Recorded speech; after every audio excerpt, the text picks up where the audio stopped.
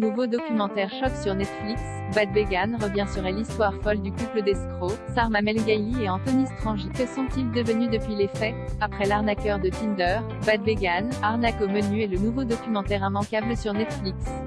Retraçant l'incroyable histoire vraie de Sarma Melgaili, une restauratrice spécialisée dans la cuisine végane, et les fraudes pour lesquelles elle a été condamnée avec Shane Fox, Anthony Strangi, son ancien compagnon qui exerçait une certaine emprise, selon les dires de l'intéressé.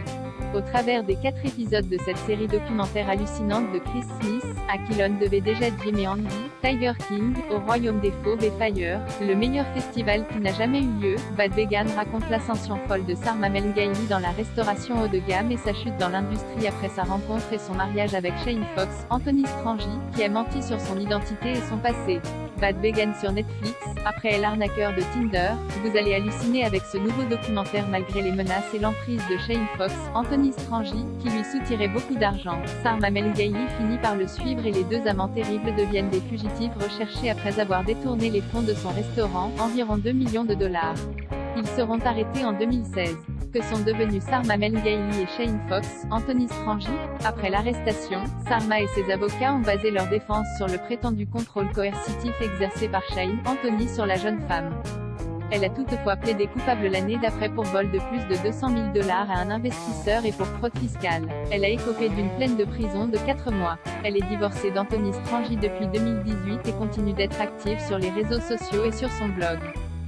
Vivant dans le quartier de Harlem, à New York, avec son chien Léon, Sarma Melgaili dit souffrir encore de la fermeture de son restaurant et de l'arrêt de sa franchise. Elle est au cœur du documentaire de Netflix et continue de clamer qu'elle a agi de manière frauduleuse sous l'emprise d'Anthony. De son côté, Anthony Strangi a été condamné à 5 ans de prison mais n'a finalement pas séjourné dans un centre pénitentiaire. Depuis sa sortie de prison fin 2017, l'escroc se fait très discret.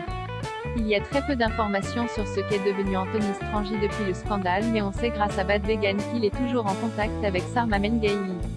Dès les premières minutes de la série documentaire, l'ancienne restauratrice l'appelle et lui parle de ce projet avec Netflix. Et sa réponse est à l'image de la personnalité de l'escroc, un putain de documentaire Netflix. Nom de Dieu, tu vas coopérer avec eux? Tu sais 2 choses sur moi. D'une, que tu m'aimes, ou m'aimais, et que tu ne veux pas l'accepter, ou que c'est pas le moment, ou autre. De 2, que je ne rigole pas. On ne déconne pas avec moi.